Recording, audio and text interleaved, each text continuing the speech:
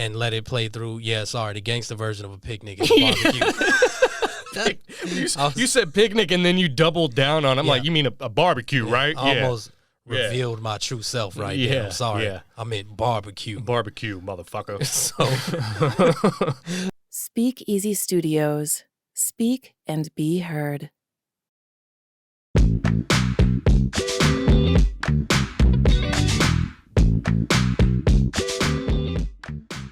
Yo, this is Stephen Lee. And I'm Frank Jackson. And we are the Distinguished Critics. We're here to break down some of our favorite albums and songs and debate what's overrated, underrated, and everything in between. So join us as we go back and relive some of music's most iconic projects.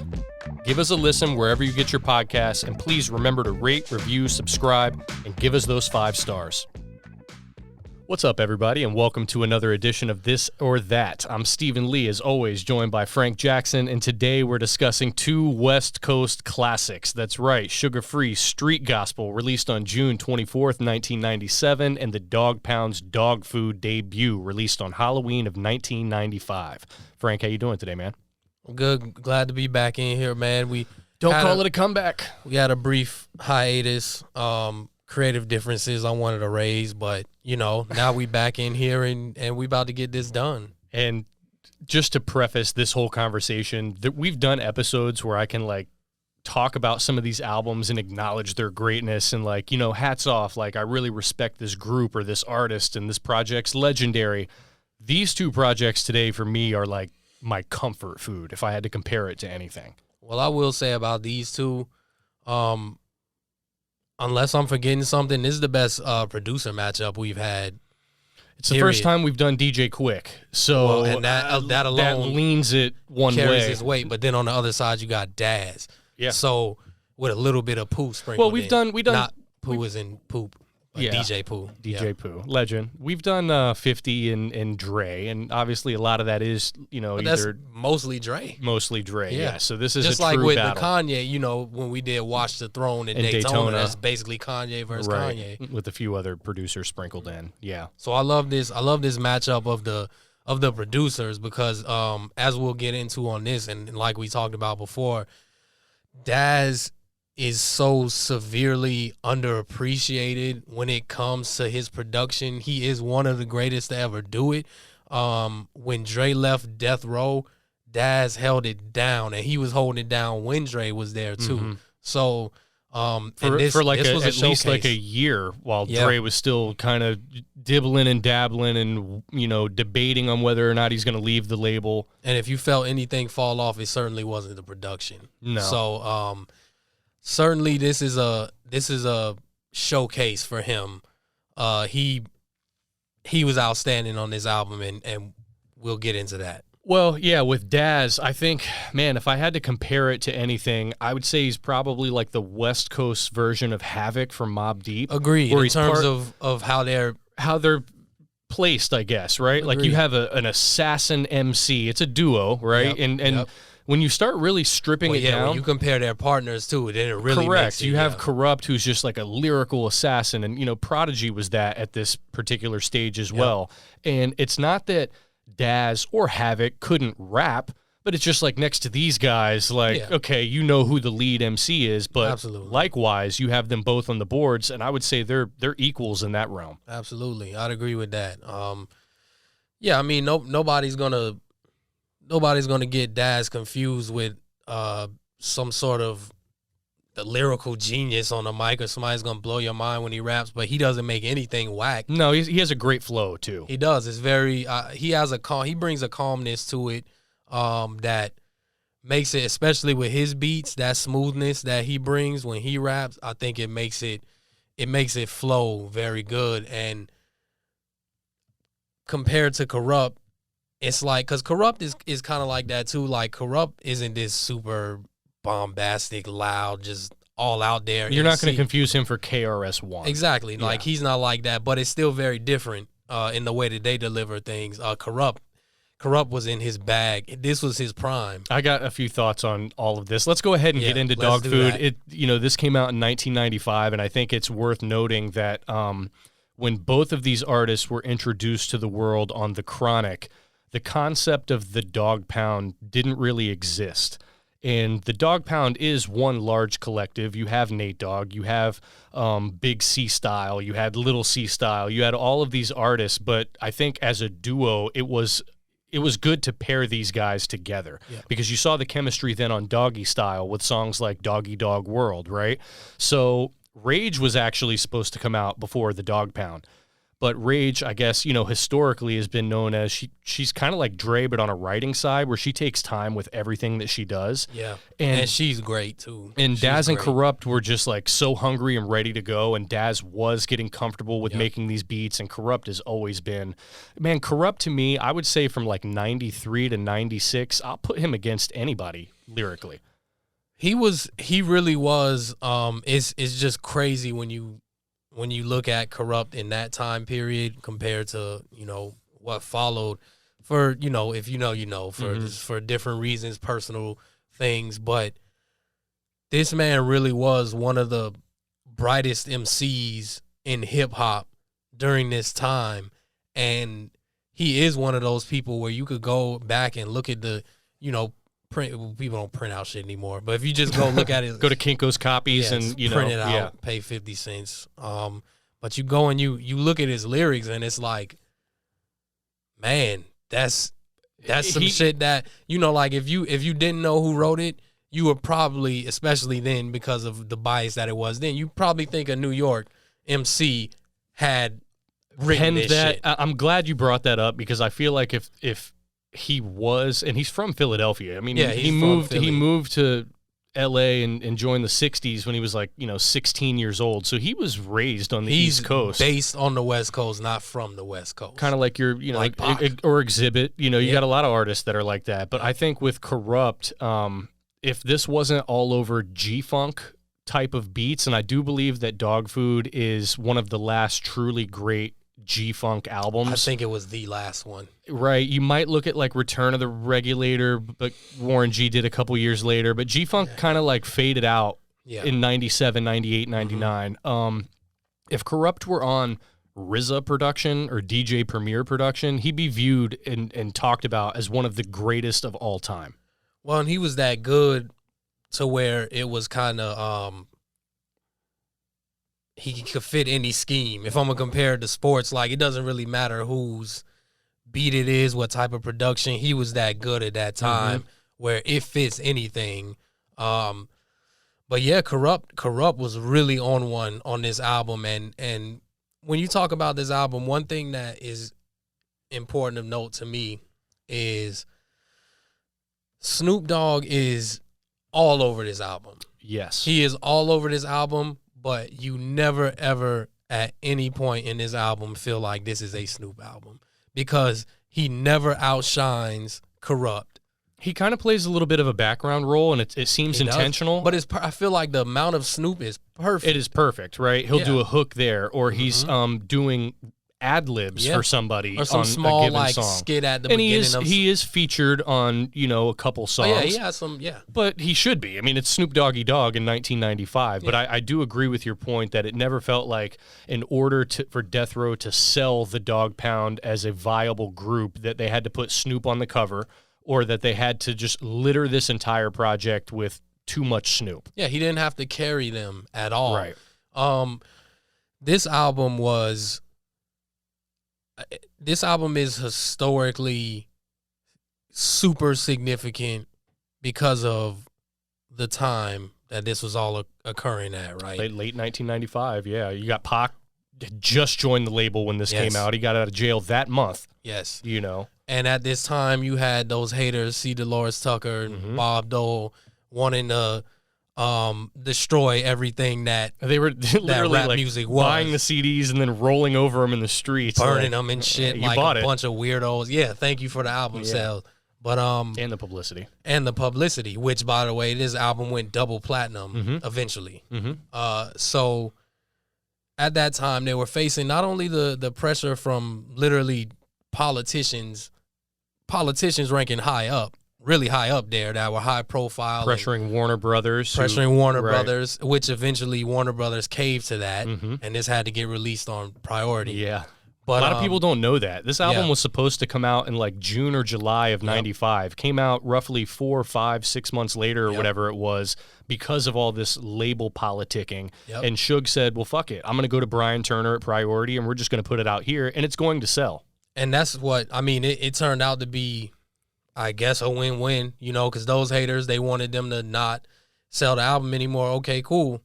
So they won that little battle, but the album comes out and it destroys. Like, so win-win. But yeah, discussing this album, man, there's like just like you said, like a lot of context that goes into it. Because not only do you have like the label politicking and everything, but we're talking like the beginning seeds of the quote-unquote East Coast, West Coast war. I would say this was the kerosene that got thrown onto the very small fire that it was. This was after the Source incident. Yeah, I was about to say, we should touch on the Source Awards that occurred 2 months prior because... So this was a right off the heels of that. Right.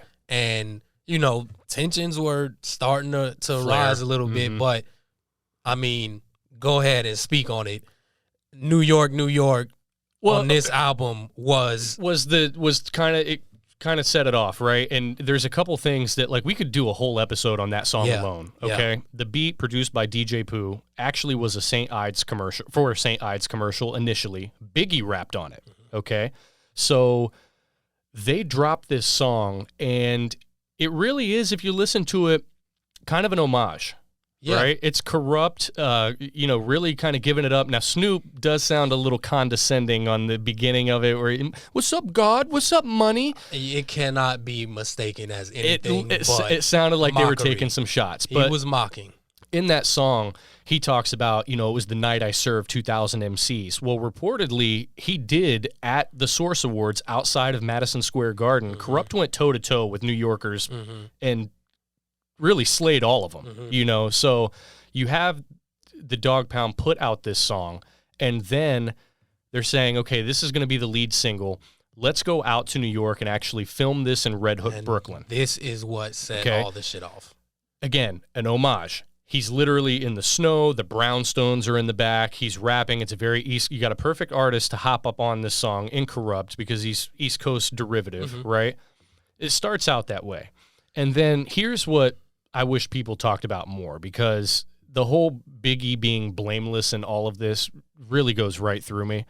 Biggie got on the radio knowing that they were filming this video in Red Hook, Brooklyn, and said Tupac and the Dogg Pound are, filming this video. New York, stand up. What does that mean?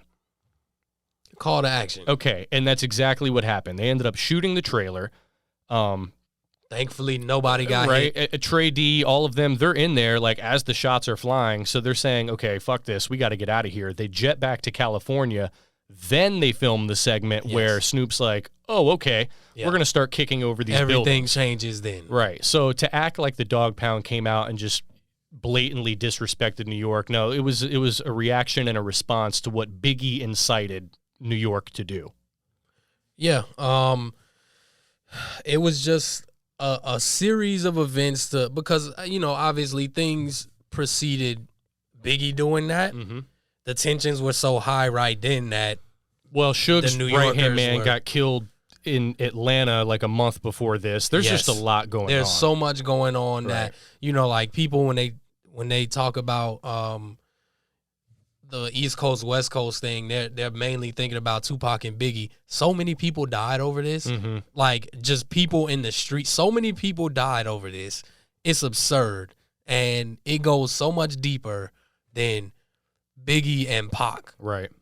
So, but once it started, the snowballs rolling down the hill, it was kind of no stopping. There was no stopping. When Suge's friend got killed. Until it went too far. Correct. That's it. Until there was no other choice but to okay, what are we doing here? Yeah. So this video gets shot. Obviously. This video gets shot and shot up. Yeah. And so now that whole thing is happening. So surrounding this album, you have the pressure from the politicians, and you have this being the war is now the catalyst on. Yes.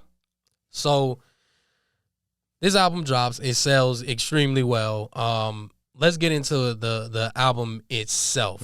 When it comes to the album itself, what do you take from it in terms of what theme do you get from it? How do you compare it to kind of like other West Coast projects from around then? So the theme, I think, again, very G-Funk. Like the whole thing is G-Funk, and it doesn't try and be anything but that. When we did our episode on the Dogfather and Nostradamus, I mistakenly said, Dre only did a couple tracks on this. Dre really didn't do any tracks on this. Yeah, Dre, he was supposed to do one, I think, right, and he didn't. So he ended up, I guess, like kind of co-producing Respect with Prince Ital Joe, rest in peace. But other than that, this is all Daz with a DJ Pooh cut here and a Corrupt produced cut at the very end. Yeah. So yeah, for me, the theme is G-Funk. It's a feel-good. I know that that's so cliche when it comes to talking about like West Coast albums, but this really is one of those albums where you put it on and like you want to roll the windows down and just take a drive by the beach or, go poolside, grab a Corona. Like it just feels good. I would say this album has more of that feel than any album not named The Chronic.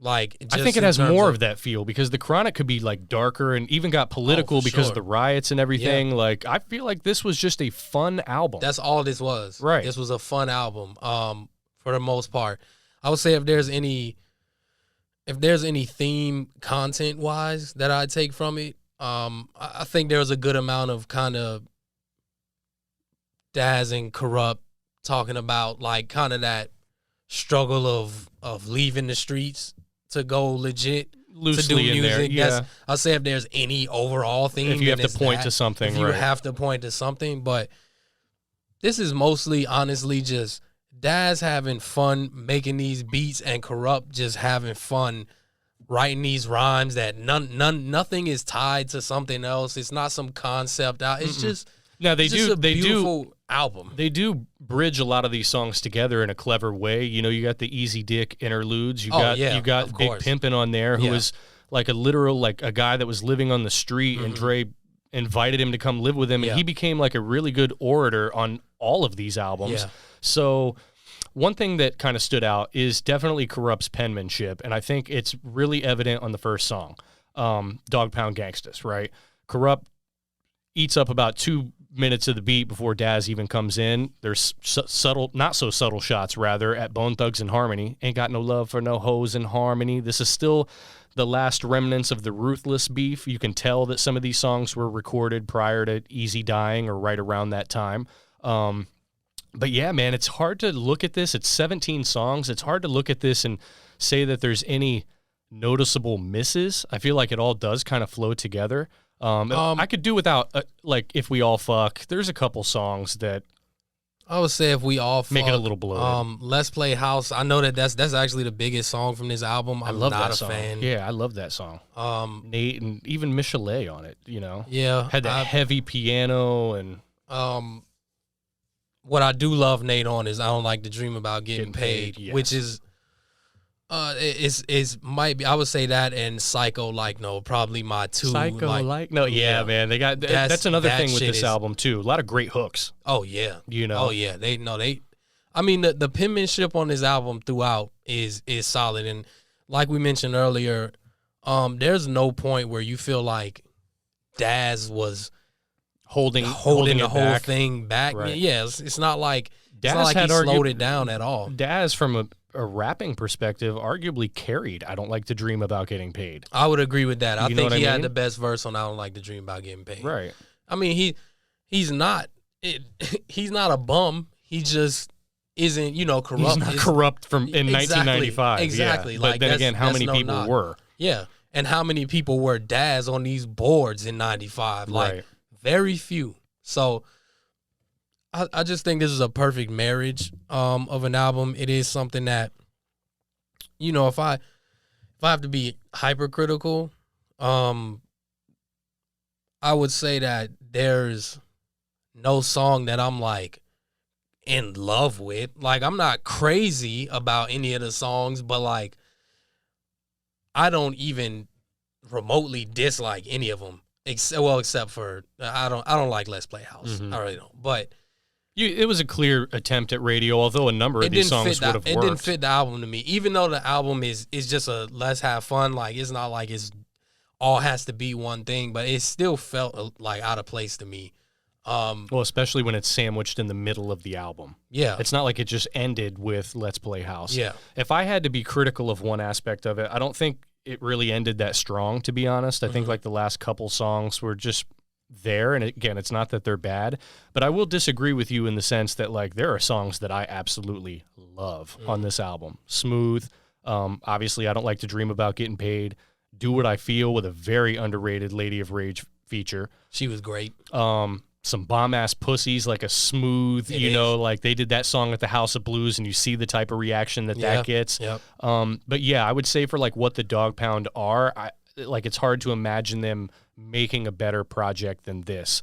Agreed. What pissed me off about this group, because here's where they differ from like Mobb Deep, for example. With Mobb Deep, you got the infamous, you got Hell on Earth, you got murder music. With the Dogg Pound, you got this project, and we had to wait 6 years to get another album from them, and they never really recaptured that magic. I think if they had struck while the iron was hot and like kept this rolling, now obviously a lot of things happen with Death Row, but Death Row and Corrupt himself, I would say like there's some things that I probably don't even want to get into on here because that's a whole nother thing. Go listen to Reggie Wright Jr. or do your Googles about why Corrupt was kind of a ghost in 96, 97. Yeah. I mean there's a lot of outside factors that played into. I mean 6 years is excessive, but of course these things happen and then it ends up being that long before we get something else. But overall, I love the album. Like it's just a great album. Like you said, it's one of those things I could put that on when I'm doing anything. I could put it on at the gym and let it play through. I could put it on when I'm riding in my car, let it play through. If you had a picnic, certainly if you had like a picnic, barbecue you could or put something that on for sure, and let it play through. Yeah, sorry, the gangster version of a picnic is a barbecue. You said picnic and then you doubled down on it. I'm like, you mean a barbecue, right? Almost revealed my true self right there. I'm sorry. Yeah. I meant barbecue. Barbecue, motherfucker. So I would say I would play this pretty much anywhere, and even for the stuff that I'm not the hugest fan of, I'm not skipping it. Right. Because the production is so airtight throughout this entire album that it really doesn't even matter to me. Like I could listen to the instrumental version of this album and still let that shit ride. It's rare anywhere. to like have an album like that. And we're getting ready to talk about another one that you could, okay, but real quick, to put a bow on this, would you consider, and you can circle back on this at the end if you would like, but would you consider Dog Food to be like a top 10 West Coast album of all time? I do, if you include everything. Like if you're wanting to encapsulate like the G-Funk era and have a representation of that. What it means, what it stands for at the time that this shit happened, everything surrounding it. Impact. And then just the actual music itself. Right. Absolutely. This is a top 10 West Coast album. Let's get into Sugar Free's Street Gospel because man, Sugar Free. I'll give you the floor. Go ahead and set it off. I mean, when was the first time that you remember hearing Sugar Free? Because he's one of those artists that if you like him, you remember the first time you heard him. Well, so I feel like probably for a lot of people, the first thing that they heard from Sugar Free was probably Dip Da. I'm not sure, but it is for me. And I forgot where I actually forget where I was, but I know where I saw it. I actually saw it on Twitter. This was in the renegade days of Twitter in like 09. You were that late to the party? Yeah, bro. I wasn't. Oh, man. Yeah. Okay. So this is in the renegade days of Twitter, like 09. So this is right after we graduated high school. And I just saw that video. It was posted for some reason. Somebody was talking about it. And the first thing that I noticed, well, first of all, he looked, Sugar Free has that very distinct look, like not for a pimp, but for a hip hop artist. Yeah. So I see him, I'm like, what the hell? Wait, are you talking about Dip Da, the video, or On My Way? I meant On My Way. There you That's go. what I meant. On My Way. He's got the waves. That's what I meant. On My Way. Yeah. He has like blue the silk. Versace he has shirt. the silk. Yeah. That's what I meant. On My Way. And he has, I'm looking at him like, man, it's a funny looking cat right here.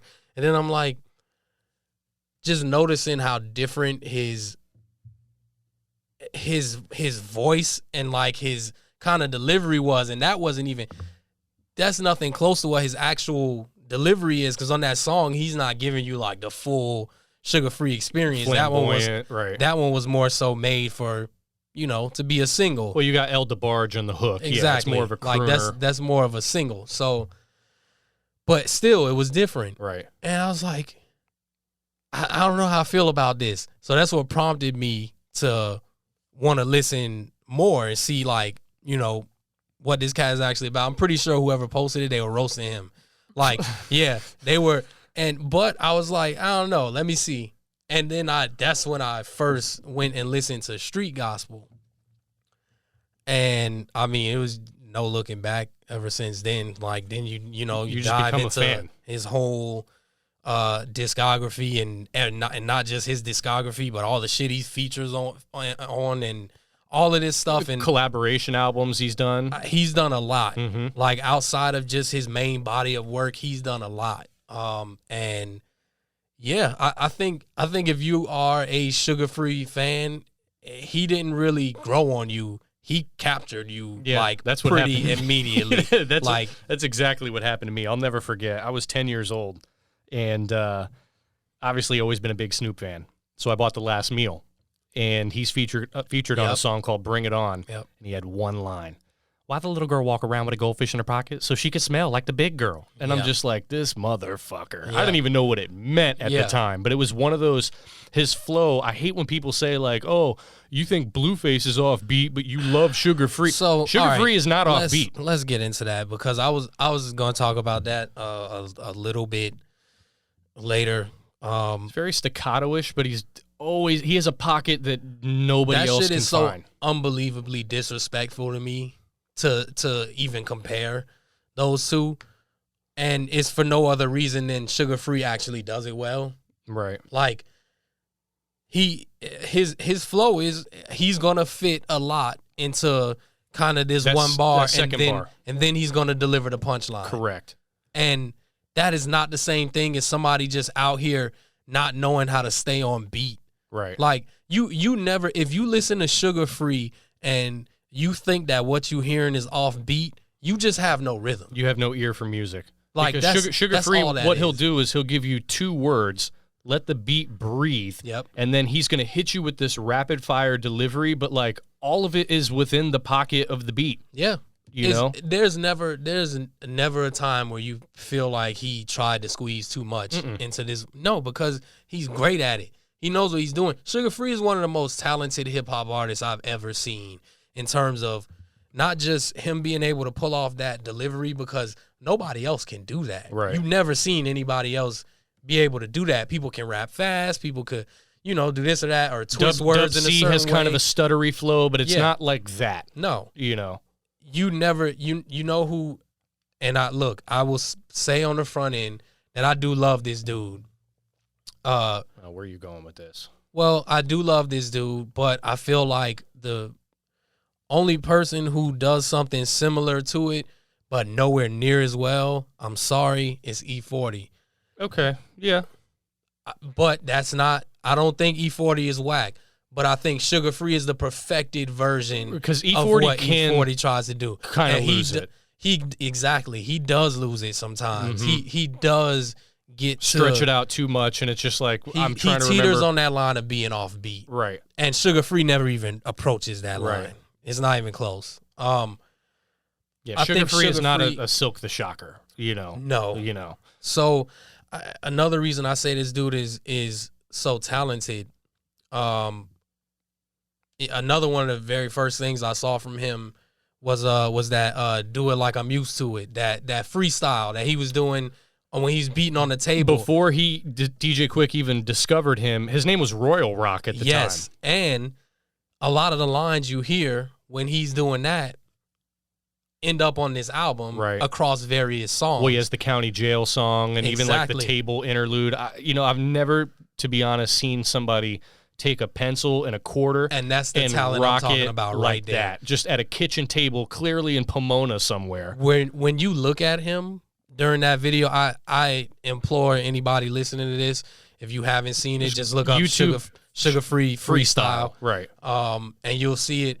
is one of the most impressive things I've ever seen. And when you look at his face, you can kind of see his brain processing this shit as he's doing it.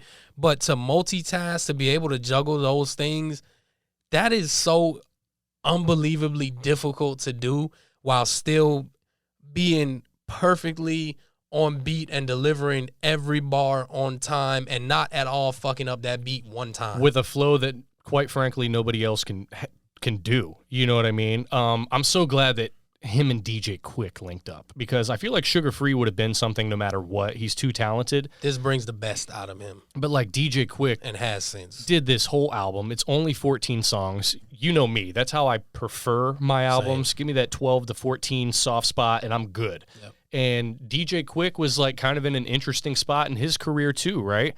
He had just left Death Row, as did most. You know, we just talked about the Dogg Pound.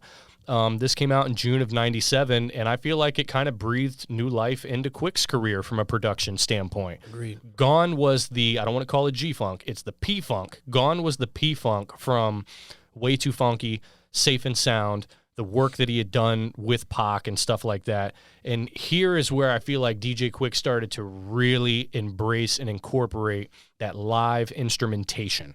Yeah. He's not sampling. There's no loops. And you can hear that difference. It literally is like he's got Robert Bacon on guitar here on songs like If You Stay Ready. Like the whole thing just sounds so musically like perfect that Sugar Free, as breezy as his flow can be, can kind of just hop on any one of these songs and like do what he wants, you know? As an indicator of how perfectly meshed together and in sync these two were, this album was recorded in 28 days. That's crazy. Right. Because well, that's when you know the chemistry is just lockstep. Just perfect. Right. And I read something that Sugar Free said, which is this right here. Tell me you can't picture Quick saying this. He told Sugar Free, if you party while you make the album, people gonna want to party to it.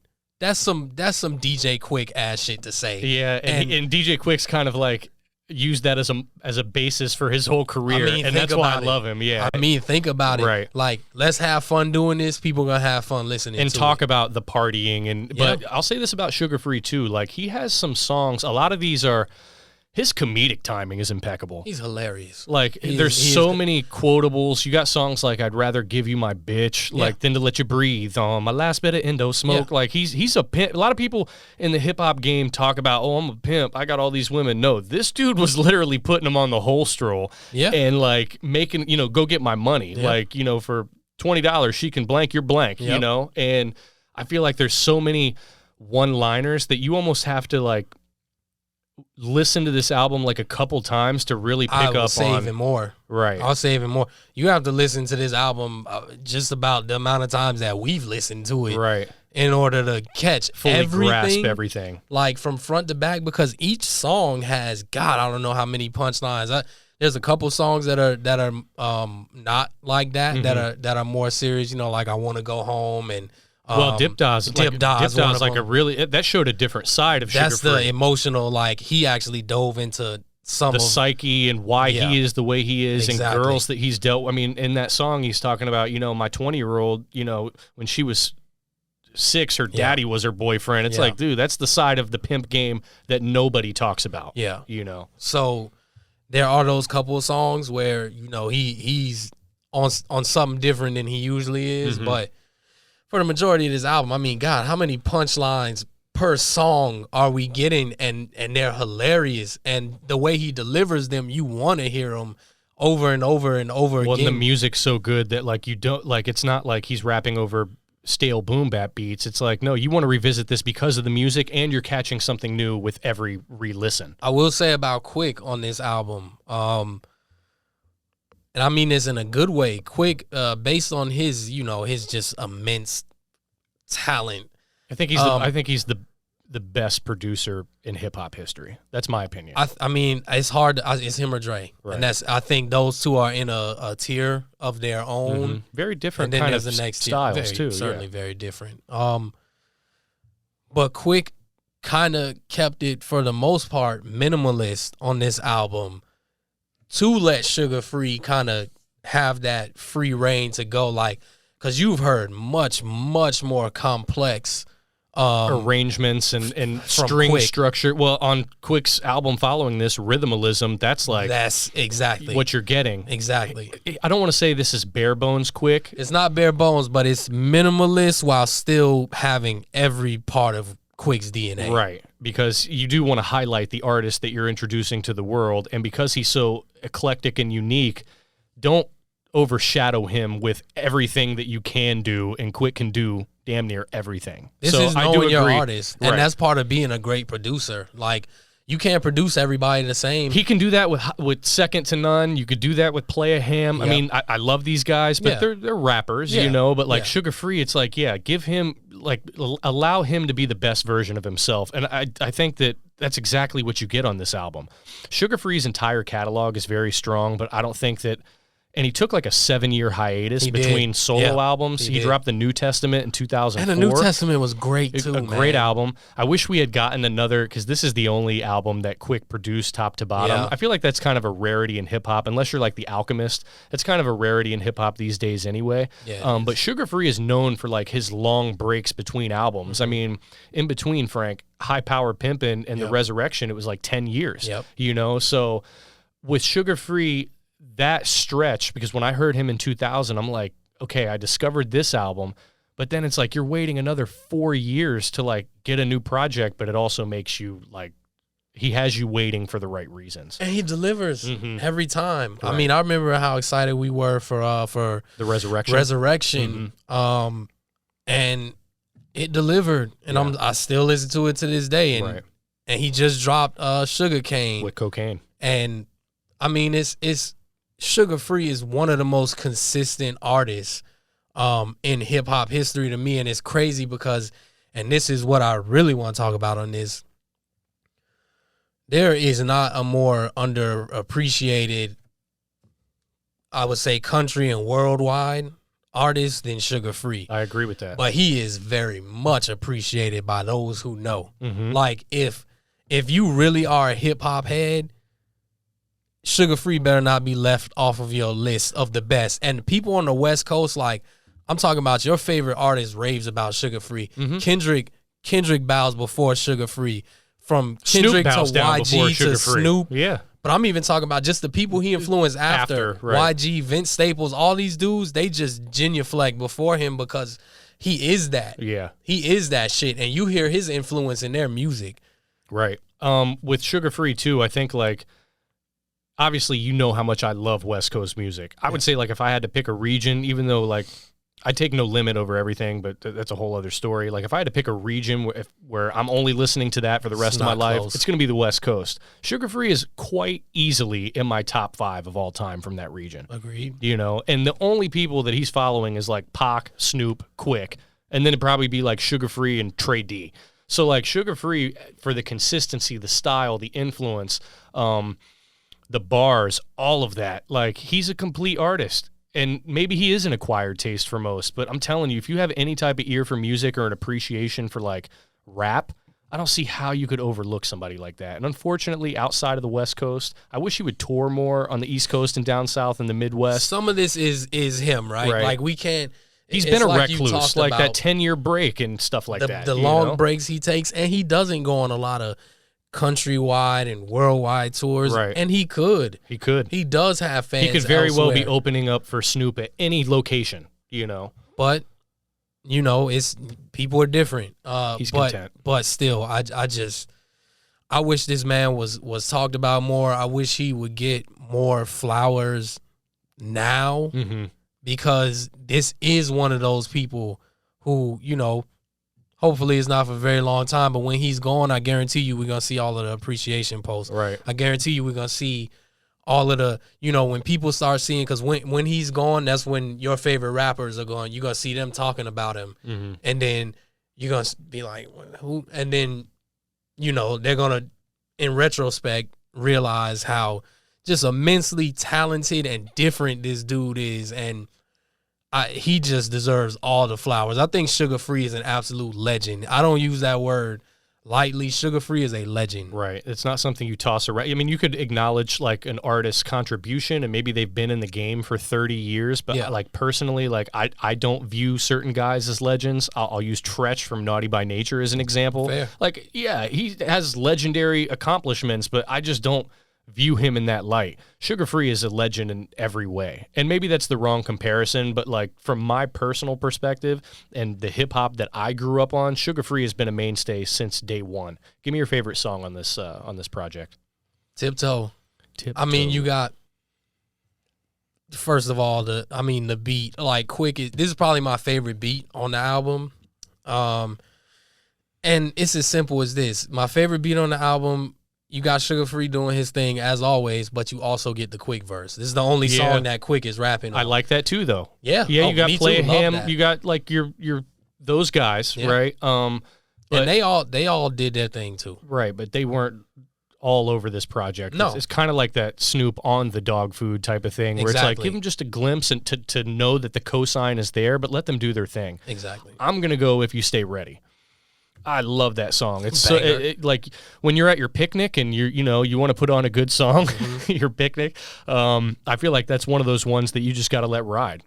Absolutely. Robert Bacon with the guitar at the end, and he's just cutting up, and Quick has such an ear for like, no, this ex-parliament member would sound great on this record, and it's just another example of that. He's just a perfect orchestrator of music, and I mean, it shines through on this album all the way. And like you said, I do think this, not that anything musically died within him, but if anything needed to be reawakened, this was it. Yeah. And this propelled what the next generation of DJ Quick would be, which was him really tapping into the production wise. Like you look at rhythmalism and balance and options, and him bringing Mossberg into the fold. Like Quick is, this guy's just so fucking good, man. He's phenomenal. He is phenomenal, and it's that level of talent that Quick has is exactly what you need to match the immense talent that Sugar Free has. All right, well, we're here on this album. I'll say before I even make my decision. This, you know what? This is just gonna tip my hand anyway, but great. It's perfect. It's a perfect album. Like I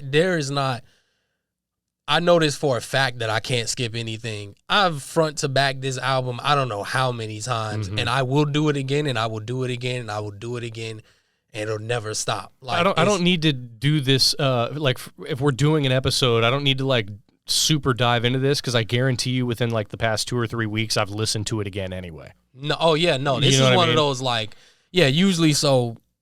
We like to, whether we like know the album or not, just a little preparation. We like to dive into it just in case we forgot anything, just in case we never noticed something. There might be something that you hear on this listen that you had never heard before. Agreed. Street Gospel was one where I was like, I know this. I only need to listen to one album here. Yeah. Like this one is just so is entrenched. It's there. This is a perfect album, and it's one of my favorite albums that there's ever been. So it's with all due respect to Dogg Pound, because they put together an outstanding album. Well, you said it yourself, like you would consider that a top 10 West Coast album. Exactly. And it takes this to beat it. Right. So obviously you have that in that category. You have this in that category as well. Absolutely. Okay. Yeah, so you're going Street Gospel. This was a little tougher for me, and again, it's nothing to do with Street Gospel or Sugar Free. Love him. But, like, it is the peak of, like, the Dogg Pound, and I've always been such a fan of Corrupt, and especially Daz on the Boards, and I do feel like if you were going to get an album from them, you couldn't ask for more, right? This is, like, exactly, like, what you would want from a Dogg Pound album. The replay value is incredible. Like so many of those early to mid 90s Death Row releases, like you can revisit this and the mixing and the mastering, just the sound, it never gets stale. I think obviously from a guest contribution standpoint, I'm obviously going Dog Food with Nate and Snoop and, the likes, all of them, Technique, all of those guys. But I can't take much over Street Gospel. Like, I would take Street Gospel over All Eyes on Me. As would I. I mean, and I love Pac. Like, I'm just using that as like Yeah. the pillar of That's really letting people know, like, this is how much we actually do love this album. So I do think it was a good discussion because I've been wanting to talk about the Dog Food album for a while. And it feels like both of these, to like a casual hip hop fan, if you're not firmly entrenched in that West Coast, base, maybe these still do tend to get overlooked. Everybody knows The Chronic. Everybody knows Doggy Style. Oh, I would certainly say that about both. A lot of people know Quick is the Name by DJ Quick and stuff like that. But like, if you're a casual hip hop listener, neither one of these albums are even remotely on your radar. Right. So I think it was comparable in that from that standpoint. But what it boils down to for me is Sugar Free's in my top 5, and DJ Quick is the best producer that I've ever heard. So this is what it takes to beat Dog Food. Like, again, this is Dog Food is an outstanding album. This is what it took to beat Dog Food because, similar to what you said about Street Gospel, there's not a whole lot of things beating Dog Food either, but this is one of them. Right. There it is. All right. Till next week, guys, let us know what you think in the comments. If you haven't heard these albums, definitely go check them out. And until then, we'll see you next week. Peace. Thanks for giving us a listen. Give us your feedback and let us know how you really feel. Subscribe, rate, review, and we'll see you next week.